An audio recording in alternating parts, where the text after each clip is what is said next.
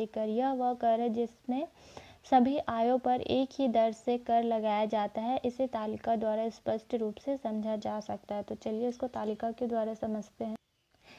कर का आधार क्या है? वाई है, जो रुपए में है। कर की दर है आर, प्रतिशत में है, ठीक है, इसको प्रतिशत में दर्शाया गया। और कर की मात्रा क्या है?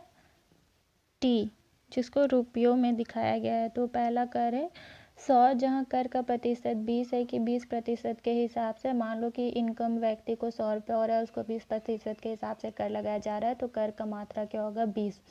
अगर जो पैसा है या इनकम है वो 1000 है और कर की दर 20 है, तो उसको कितना प्राप्त हो रहा है? कर की मात्रा 200। अगर 10,000 है और 20% के हिसाब से लगाया जा रहा है तो उसको 2000 प्राप्त हो रहा है। और अगर 1,00,000 रुपया है और उसको 20% के हिसाब से कर लगाया जाता है तो उसको 20,000 रुपया कर के रूप में प्राप्त होता है। तो यहाँ पे क्या हो रहा है कि मतलब जो व्यक्ति को आय मिल रहा है उसमें इंक्रीजमेंट होते जा रहा है। और लेकिन कर की दर क्या है? वो फिक्स्ड है, ठीक है, कि अगर व्यक्ति का इनकम बढ़ भी रहा है फिर भी उसको 20% के हिसाब से उसको क्या है? कर देना पड़ रहा है। तो इसको हम चित्र के द्वारा भी समझ सकते हैं। तो एक्स अक्ष पर आय लिया गया, वाई अक्ष पर कर की दर लिया गया है।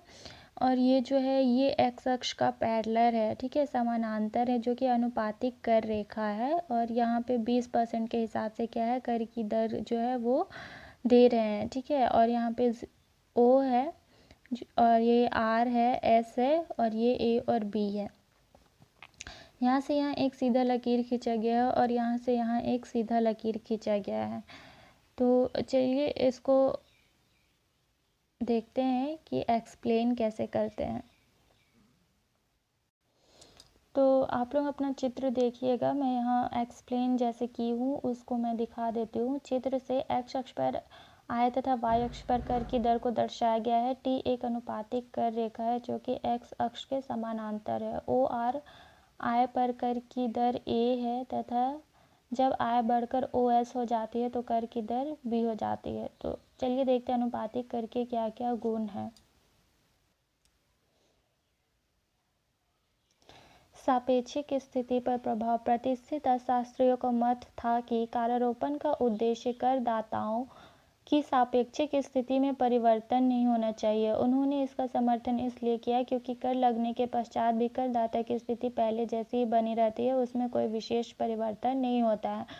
तो जो कर दे रहा है उसका इनकम बढ़ते जा रहा है, लेकिन जो कर की दर है वो सेम रहती है, मतलब वो बढ़ती नहीं है। तो उससे क्या होता है कि करदाता पहले के जैसा ही मतलब रहता है, उसका कोई कर का जो बर्डन होता है वो उस पर नहीं पड़ता है। समता, यह पद्धति समता की विधि से इसलिए उचित नहीं मानी जाती क्योंकि इसके अंतर्गत कर का द्रव्य भार उसी अनुपात में बढ़ता है जिस अनुपात में करदाता की आय बढ़ती है।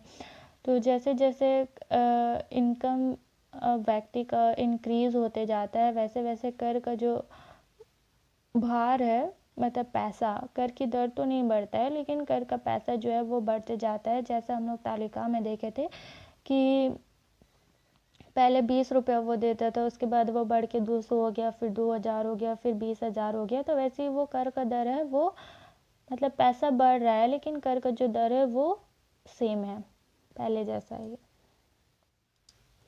उत्पादन पर सुप्रभाव। इसके द्वारा करदाता की अधिक कार्य करने की, बचत करने की इच्छा पर कोई प्रतिकूल प्रभाव नहीं पड़ता है। मतलब कि इससे उत्पादन पर अच्छा प्रभाव पड़ता है क्योंकि करदाता को वही पैसा जो पहले देता था वैसे ही उसको अभी भी देना पड़ रहा है। तो वो क्या होता है, ज़्यादा उत्पादन के लिए और ज़्यादा लाभ से प्रेरित होकर के वो उत्पादन को बढ़ा देता है और बचत भी करता है। सरलता, इस कर के पक्ष में यह कहा जाता है कि यह पद्धति बहुत सरल है और इसको कोई भी व्यक्ति आसानी से समझ सकता है। मतलब कि इसको समझने में व्यक्ति को कोई भी कठिनाई नहीं उठानी पड़ती है। वो तो कर के गुण थे, अब देखते हैं इस कर का क्या क्या दोष पाया जाता है। ठीक है, न्याय के विरुद्ध।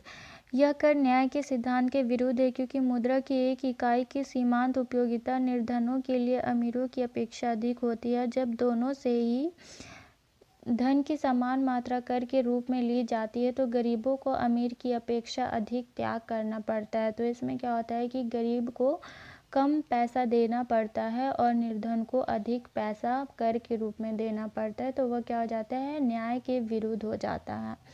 लोच का अभाव, ये कर बेलोच होते हैं क्योंकि यदि करों की दर निर्धन वर्ग पर पहले से ही निश्चित की गई हो तो आवश्यकता पड़ने पर भी कर की दर में वृद्धि की जा सकती है। तो ये क्या होता है कि इस प्रकार के कर में लोच का क्या है, अभाव पाया जाता है। तो निर्धन वर्ग को मतलब पहले से ज़्यादा हो सके तो कर चुकाना पड़ेगा, तो वो क्या होगा, उसके लिए अच्छा नहीं होगा। अनुपातिक कर से तात्पर्य यह होता है कि धनी व निर्धन सभी पर एक समान दर से कर लगाया जाए। ऐसी स्थिति में सरकार धनी व्यक्तियों से करों के रूप में उतना आय प्राप्त नहीं कर पाती है जितना कि वे दे सकते हैं। मतलब कि उसके पास अधिक इनकम होता है लेकिन कर का जो दर है वो कम होने के कारण वे कम कर देते हैं, तो सरकार को उतना इनकम प्राप्त नहीं होता है जितना कि धनी व्यक्ति दे सकते हैं।